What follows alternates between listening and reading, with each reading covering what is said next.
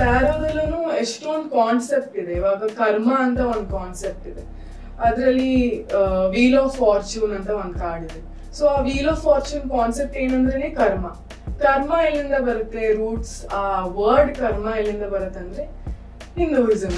ವ್ಯವಹಾರ ಇಟ್ಕೊಂಡು ನಾವು ಏನಾದ್ರೂ ಒಂದು ಮಾಡಿದ್ರೆ ನನ್ನ ನಂಬಿಕೆ ಏನಂದ್ರೆ ಅದು ಯಾವತ್ತೂ ವರ್ಕ್ ಆಗಲ್ಲ.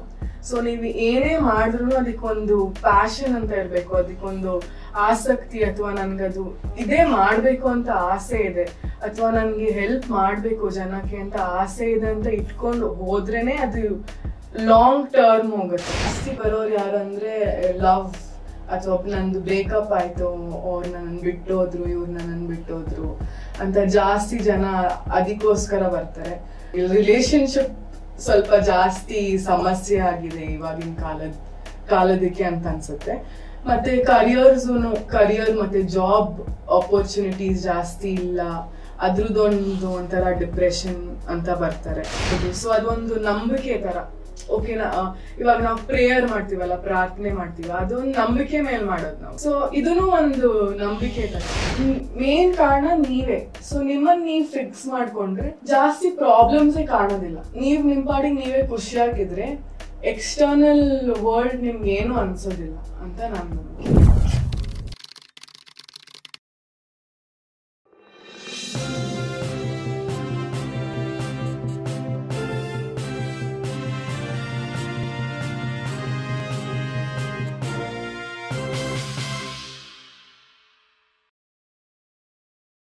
ಸಾಹಿತ್ಯ ಈಗ ಮುಖ್ಯವಾಗಿ ನಮಗೆ ಬೇಕಾಗಿರೋದು ಈ ಇದನ್ನ ಒಂದು ಜ್ಯೋತಿಷ್ ಶಾಸ್ತ್ರದ ಒಂದು ಭಾಗ ಅಂತಲೇ ಇಟ್ಕೊಳ್ಳೋಣ ಬೇಕಾದ್ರೆ.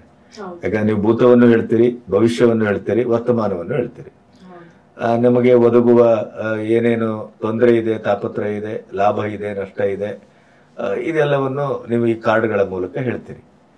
ಇದಕ್ಕೂ ಇಂಡಿಯಾದ ಒಟ್ಟು ಫಿಲಾಸಫಿಕಲ್ ಆದಂತ ಹಿನ್ನೆಲೆಗೂ, ಅದು ಯೋಗ ಇರ್ಬೋದು ಅಥವಾ ಇನ್ನೊಂದಿರ್ಬೋದು, ಯಾವುದೇ ಇರ್ಬೋದು, ನಮ್ಮ ಕರ್ಮ ಸಿದ್ಧಾಂತ ಇರ್ಬೋದು, ಅದೆಲ್ಲದಕ್ಕೂ ಎಷ್ಟರ ಮಟ್ಟಿಗೆ ಇಂಟರ್ಲಿಂಕ್ ಇದೆ?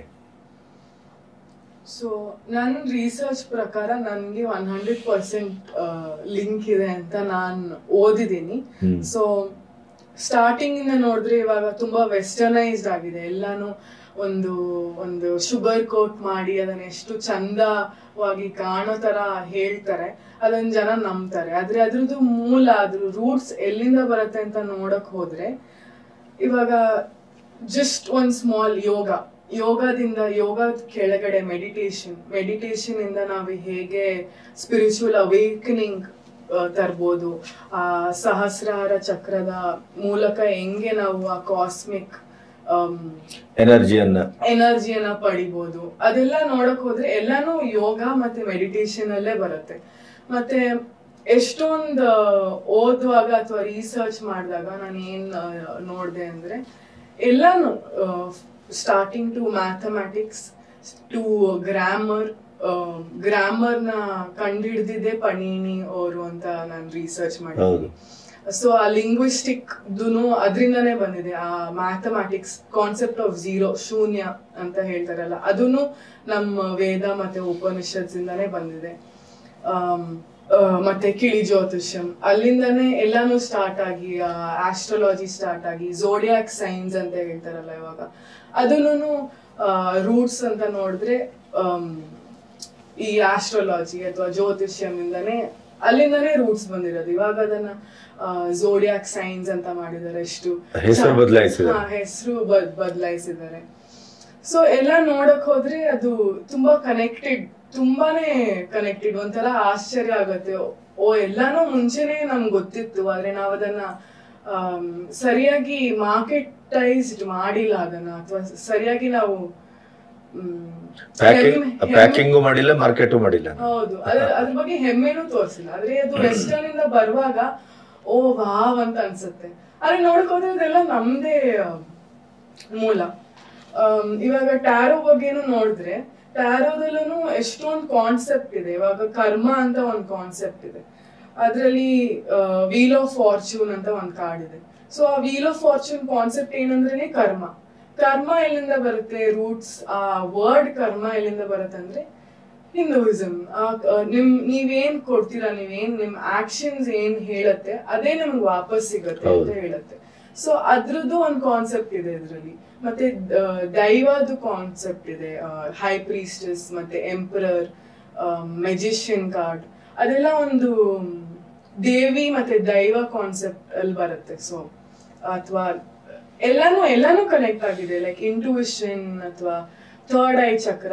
ಹೈ ಪ್ರೀಸ್ಟಸ್ ಥರ್ಡ್ ಐ ಚಕ್ರ ಬಗ್ಗೆ ಹೇಳುತ್ತೆ. ಥರ್ಡ್ ಐ, ಇವಾಗ ಚಕ್ರ ಅನ್ನೋ ಕಾನ್ಸೆಪ್ಟ್ ಇವಾಗ ಅವರು ಶಾಕ್ರ ಅಂತ ಮಾಡಿದ್ದಾರೆ, ಆದ್ರೆ ಅದು ಚಕ್ರ ಅಂತ ಹೇಳ್ತೀವಿ ನಾವು. ಅದು ಅವ್ರಿಗೆ ಉಚ್ಚಾರಣೆ ಸಮಸ್ಯೆ. ಹೌದು, ಪ್ರೊನೌನ್ಸಿಯೇಷನ್ ಸಮಸ್ಯೆ. ಹೌದು, ಆದ್ರೆ ಅದನ್ನ ನೋಡಿದ್ರೆ ಮೂಲ ನೋಡಿದ್ರೆ ಮತ್ತೆ ವಾಪಸ್ ಹಿಂದೂಯಿಸಮ್ಗೆ ಬರುತ್ತೆ, ವೇದಾಸಿಗೆ ಬರುತ್ತೆ, ಉಪನಿಷತ್ಗೆ ಬರುತ್ತೆ. ಸೊ ಟ್ಯಾರೋ ತುಂಬಾ ಕನೆಕ್ಟ್ ಆಗಿದೆ. ಎವ್ರಿ ಕಾರ್ಡ್, ಎಲ್ಲಾ ಕಾರ್ಡ್ ಇವಾಗ ನೀವು ಒಂದ್ ಕಾರ್ಡ್ ಇಲ್ಲ ಅಂತ ಹೇಳಕ್ ಆಗಲ್ಲ. ಎಲ್ಲಾ ಕಾರ್ಡ್ ಇವಾಗ 3 of Pentacles ಒಂದು ಮೀನಿಂಗ್ ಇರುತ್ತೆ. ಆ ಮೀನಿಂಗ್ ನ ಕನೆಕ್ಟ್ ಮಾಡ್ಕೊಂಡ್ರೆ ನೀವು ಬ್ಯಾಕ್ ಟು ವೇದಾಸ್ಗೆ ಹೋಗ್ತೀರಾ. ಸೊ ಆತರ ನಾನು ರಿಸರ್ಚ್ ಮಾಡಿದೀನಿ. ಮತ್ತೆ ಇವಾಗ ಹೊಸದ್ ಹೇಗ್ ಬಂದಿದೆ ಅಂದ್ರೆ ಮ್ಯಾನಿಫೆಸ್ಟೇಷನ್ ಅಂತ ಬಂದಿದೆ. ಮ್ಯಾನಿಫೆಸ್ಟೇಷನ್ ಏನಂತ ಅಂದ್ರೆ ಲಾ ಆಫ್ ಅಟ್ರಾಕ್ಷನ್ ಅಂತ ಹೇಳ್ತಾರೆ. ಸೊ ನೀವು ಈ ತರ ಯೋಚನೆ ಮಾಡಿದ್ರೆ, ನೀವು ಇದನ್ನ ಅಟ್ರಾಕ್ಟ್ ಮಾಡ್ಬೋದು ಅಂತ ಹೇಳ್ತಾರೆ. ಅಥವಾ ಅದೊಂದು ಟ್ರೆಂಡ್ ತರ ಆಗಿದೆ ಇವಾಗ. ಸೊ ನೀವು ಈ ತರ ಬರ್ದ್ರೆ ಅಥವಾ ನೀವು ಅಫರ್ಮೇಶನ್ಸ್ ಹೇಳಿದ್ರೆ, I am strong, I am wealthy, I am healthy ಅಂತ ಇವಾಗ ಮಾಡ್ತಾ ಇದಾರೆ. ಸೊ ಅದನ್ನು ನೀವು ಮೂಲ ನೋಡಕ್ ಹೋದ್ರೆ ಎಲ್ಲಾನು ವೇದಾಸ್ ಇಂದ ಅಥವಾ ಮೆಡಿಟೇಷನ್ ಇಂದ ಆ ಮೂಲ ಬಂದಿದೆ. ಮೆಡಿಟೇಷನ್ ಇಂದ ಚಾಂಟಿಂಗ್ ಒಂದು ಸ್ವರೂಪ ಇದು. ಹೌದು, ಮಂತ್ರದಿಂದ ನಾವ್ ಎಷ್ಟು ಮ್ಯಾನಿಫೆಸ್ಟ್ ಮಾಡ್ಬೋದು. ಮಂತ್ರದಿಂದ ನಾವು ವೆಲ್ತ್ ಮ್ಯಾನಿಫೆಸ್ಟ್ ಮಾಡ್ಬೋದು, ಹೆಲ್ತ್ ಮ್ಯಾನಿಫೆಸ್ಟ್ ಮಾಡ್ಬೋದು. ಸೊ ಅದನ್ನೇ ಅವರು ಮಾಡರ್ನೈಸ್ ಮಾಡಿ ಅದಕ್ಕೆ ಒಂದು ಬೇರೆ ಹೆಸರು ಕೊಟ್ಟಿದ್ದಾರೆ ಅಂತ ನಾನು ರಿಸರ್ಚ್ ಮಾಡಿರೋದು. ಸೊ ಎವ್ರಿಥಿಂಗ್, ಆಲ್ ಇದಕ್ಕೆ ಡಿವಿನೇಷನ್ ಅಂತ ಹೇಳ್ತಾರೆ. ಆಲ್ ಡಿವಿನೇಷನ್ ಮೂಲ ನಮ್ಮಲ್ಲಿತ್ತು, ಇದೆ, ಅದೆಲ್ಲೋ ಕಳ್ದೋಗಿದೆ ಅಥವಾ ಅವ್ರು ತಗೊಂಡು ಹೋಗಿದ್ದಾರೆ ಅಂತಾನು ಹೇಳ್ಬೋದು. ಈಗ ನನಗೆ ಒಂದು ಹಂತದಲ್ಲಿ ಈಗ ಜ್ಯೋತಿಷ್ಯಗಳು ಅಥವಾ ಇವತ್ತು ಟಿವಿಯಲ್ಲಿ ಅಲ್ಲಿ ಇಲ್ಲಿ ಎಲ್ಲ ಬಂದು ಒಂದು ರೀತಿಯಲ್ಲಿ ಡಿಸ್ಟ್ರಕ್ಟಿವ್ ಆಗಿ ಅದನ್ನ ಯೋಚನೆ ಮಾಡ್ತಾರೆ, ವ್ಯವಹಾರವನ್ನು ಮಾಡ್ತಾರೆ, ವ್ಯಾಪಾರ ಮಾಡ್ತಾರೆ, ದುಡ್ಡು ಮಾಡೋದಕ್ಕಾಗಿ ಮಾಡ್ತಾರೆ. ಈ ಟ್ಯಾರೋ ಮತ್ತು ಈ ತರದ ಒಂದು ಜನರ ಸಮಸ್ಯೆಗಳನ್ನ ಹುಡುಕಿ ಅವರಿಗೆ ಪರಿಹಾರವೋ ಎಚ್ಚರಿಕೆಯೋ ಜಾಗೃತೆಯೋ ಇದೆಲ್ಲ ಮೂಡಿಸುವಂತ ಈ ನಿಮ್ಮ ಅಭಿಯಾನದಲ್ಲಿ ವ್ಯವಹಾರ ಮುಖ್ಯವಾಗಿದೆಯೋ ಅಥವಾ ಆಸಕ್ತಿ ಮುಖ್ಯವಾಗಿದೆಯೋ ಏನು? ವ್ಯವಹಾರ ಇಟ್ಕೊಂಡು ನಾವು ಏನಾದ್ರೂ ಒಂದು ಮಾಡಿದ್ರೆ ನನ್ನ ನಂಬಿಕೆ ಏನಂದ್ರೆ ಅದು ಯಾವತ್ತೂ ವರ್ಕ್ ಆಗಲ್ಲ. ಸೊ ನೀವು ಏನೇ ಮಾಡಿದ್ರು ಅದಕ್ಕೊಂದು ಪ್ಯಾಷನ್ ಅಂತ ಇರ್ಬೇಕು, ಅದಕ್ಕೊಂದು ಆಸಕ್ತಿ, ಅಥವಾ ನನ್ಗದು ಇದೇ ಮಾಡ್ಬೇಕು ಅಂತ ಆಸೆ ಇದೆ, ಅಥವಾ ನನ್ಗೆ ಹೆಲ್ಪ್ ಮಾಡ್ಬೇಕು ಜನಕ್ಕೆ ಅಂತ ಆಸೆ ಇದೆ ಅಂತ ಇಟ್ಕೊಂಡು ಹೋದ್ರೇನೆ ಅದು ಲಾಂಗ್ ಟರ್ಮ್ ಹೋಗುತ್ತೆ. ನೀವು ಇಲ್ಲ ನಾನು ಇದಕ್ಕೆ ಬರೀ ದುಡ್ಡಿಗೋಸ್ಕರ ಮಾಡ್ತೀನಿ, ನಾನು ಈ ಕ್ರಿಸ್ಟಲ್ ಬಿಸ್ನೆಸ್ ಮಾಡ್ತೀನಿ, ಅರೆ ನನ್ಗೆ ಆ ಕ್ರಿಸ್ಟಲ್ ಬಗ್ಗೆ ಏನು ಗೊತ್ತಿಲ್ಲ, ಬರೀ ದುಡ್ಡಿಗೋಸ್ಕರ ಮಾಡ್ತೀನಿ ಅಂದ್ರೆ ಅದು ಆಲ್ಮೋಸ್ಟ್ ಲೈಕ್ ಒಂದ್ ಮ್ಯಾಕ್ಸಿಮಮ್ 2 years ನಡಿಬೋದು. ಯಾಕಂದ್ರೆ ನಿಮ್ಗೆ ಅದ್ರ ಬಗ್ಗೆ ಏನು ಆ ಕನೆಕ್ಷನ್ ಇಲ್ಲ.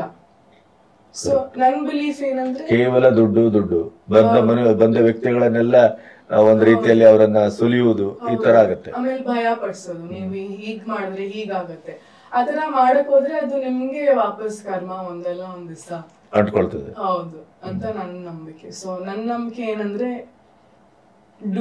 ಹಾರ್ಟ್ ಇಂದ ಮಾಡಿದ್ರೆ ಎಲ್ಲ ವರ್ಕ್ ಆಗತ್ತೆ ಅಂತ ನನ್ನ ನಂಬಿಕೆ. ಇಲ್ಲಿವರೆಗೆ ಏನಾದ್ರೂ ಒಂದು ವಿಚಿತ್ರವಾದ ಘಟನೆ ನಡೆದಿದೆ ನೀವು 6 ವರ್ಷದಲ್ಲಿ? ಯಾರಾದ್ರೂ ಬಂದಾಗ ಅಥವಾ ನೀವು ಹೇಳುವಾಗ ಹೇಳಿದ್ದು, ಪರಿಣಾಮ ಆದದ್ದು? ವಿಚಿತ್ರ ಏನು ಅಂತಂದ್ರೆ ಒಂದು ಒಳ್ಳೆ ತರ ವಿಚಿತ್ರನೂ ಇರ್ಬೋದು, ಕೆಟ್ಟ ತರ ವಿಚಿತ್ರನು. ಕೆಟ್ಟ ತರ ವಿಚಿತ್ರ ಏನಂದ್ರೆ ತುಂಬಾ ಕಮ್ಮಿ ನೋಡಿರೋದು ನಾನು. 10ರಲ್ಲಿ ಒಂದ್ ಜನ ಇಲ್ಲ ಈ ತರ ಅಲ್ಲ ಅಂತ ಹೇಳಿರೋರು ಇದ್ದಾರೆ. ಯಾಕಂದ್ರೆ ನನ್ ಬಿಲೀಫ್ ಏನಂದ್ರೆ ಅವ್ರು ಯಾಕತರ ಹೇಳ್ತಾರೆ ಅಂದ್ರೆ ಅವ್ರ ಮೈಂಡ್ ಕ್ಲೋಸ್ಡ್ ಆಗಿರುತ್ತೆ.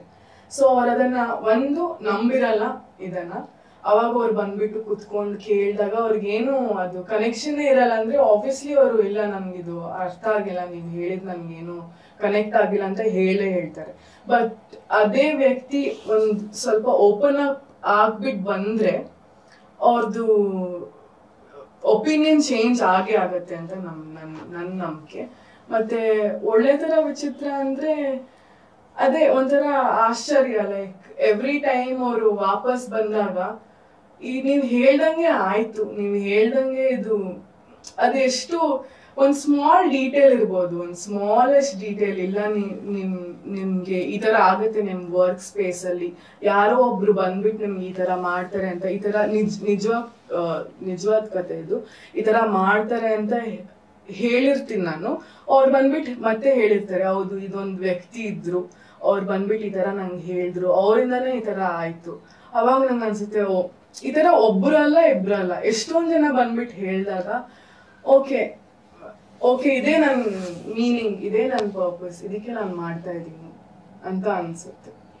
ಈಗ ಇದರಲ್ಲಿ ಯಾವ ಸಮಸ್ಯೆ, ಈಗ ನಮ್ಮಲ್ಲಿ ಜ್ಯೋತಿಷ್ಯದ ಬೋರ್ಡ್ ನೋಡ್ಬಿಟ್ರೆ ಅದರಲ್ಲಿ ಎಲ್ಲವೂ ಇರುತ್ತೆ. ಆರ್ಥಿಕ ಸಮಸ್ಯೆ, ದಾಂಪತ್ಯ ಸಮಸ್ಯೆ, ಲವರ್ಸ್ಗಳದ್ದು, ಅಥವಾ ಮಾಟ ಮಂತ್ರ, ವಶೀಕರಣ, ಈ ತರ ಶಬ್ದಗಳೆಲ್ಲ ಅಲ್ಲಿ ಬಳಸಲ್ಪಡ್ತವೆ. ಈಗ ನಿಮ್ಮ ಟ್ಯಾರೋದಲ್ಲೂ ಅಥವಾ ಈ ಬೇರೆ ಬೇರೆ ಕಾರ್ಡ್ಗಳು ಅಥವಾ ನಿಮ್ಮ ಚಿಕಿತ್ಸೆಯ ಬೇರೆ ಬೇರೆ ಕ್ರಮಗಳು, ಕ್ರಿಸ್ಟಲ್ಲು, ಅದು ಇದೆಲ್ಲ, ಈಗ ಅದರಲ್ಲಿ ಈ ಎಲ್ಲವನ್ನು ಬರ್ತವ?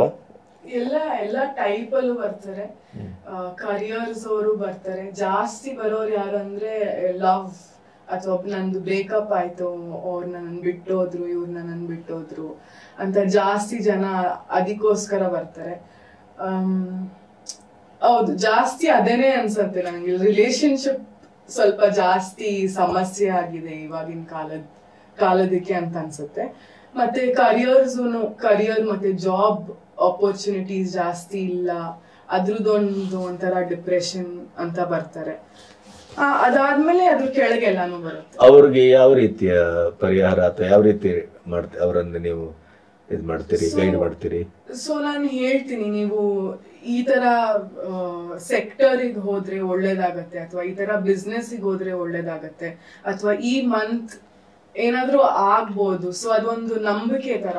ಓಕೆನಾ, ಇವಾಗ ನಾವು ಪ್ರೇಯರ್ ಮಾಡ್ತೀವಲ್ಲ, ಪ್ರಾರ್ಥನೆ ಮಾಡ್ತೀವ, ಅದೊಂದು ನಂಬಿಕೆ ಮೇಲೆ ಮಾಡೋದು ನಾವು. ಸೊ ಇದನ್ನು ಒಂದು ನಂಬಿಕೆ ತರ. ಸೊ ಆ ತರ ಈ ತರ ಬ್ರೇಕಪ್ ಆದವ್ರು ಬಂದವರು ಎಷ್ಟು ಜನ ಸರಿ ಮಾಡಿ ಕಳಿಸ್ತೀರಿ? ಅದು ಕೌಂಟೇ ಇಲ್ಲ, ಎಷ್ಟೊಂದ್ ಜನ ಇದಾರೆ. ಆಮೇಲೆ ಎಷ್ಟೊಂದ್ ಸತಿ ಹೇಳಿರ್ತೀನಿ ನಾನು, ಹೋಗ್ಬೇಡಿ, ನಂಬೇಡಿ ಅಂತ. ಅವರು ನಿಮ್ ಗೊತ್ತಲ್ಲ ಅದ್ ಹೆಂಗೆ ಅಂತ, ಅವಾಗ ಅವ್ರು ಕೇಳೋದಿಲ್ಲ ಮಾತು. ಸೊ ಅದೇ ತರ ಆಗಿರುತ್ತೆ. ಆಮೇಲೆ ಅವ್ರು ಮತ್ತೆ ವಾಪಸ್ ಬಂದು, ಹೌದು ನೀನ್ ಹೀಗೆ ಹೇಳಿದ್ದೆ ಅಂತ ನಂದಿದೆ ನಿಮ್ಗೆ, ನೀವ್ ಯಾಕೆ ಹೇಳಿಲ್ಲ ಆದ್ರೆ ಅವ್ರು ಅವಾಗ ಆ ಟೈಮಲ್ಲಿ ಅವ್ರು ಕೇಳೋದಿಲ್ಲ. ಸೊ ಆ ತರ ಇರುತ್ತೆ, ಏನು ಮಾಡಕ್ಕಾಗಲ್ಲ. ಸೊ ಸಂಬಂಧಗಳ ವಿಚಾರದಲ್ಲಿ, ದಾಂಪತ್ಯದ ವಿಚಾರದಲ್ಲಿ, ಗಂಡು ಹೆಣ್ಣಿನ ಮಾನಸಿಕವಾದಂತ ವಿಚಾರದಲ್ಲಿ ಹೆಚ್ಚು ಬರ್ತಾರ ಜನ. ಅದಕ್ಕೇನ್ ಕಾರಣ ಅಂತ ಅನಿಸ್ತದೆ ನಿಮ್ಗೆ ಬಂದಾಗ ಆ ವ್ಯಕ್ತಿಗಳಲ್ಲಿ?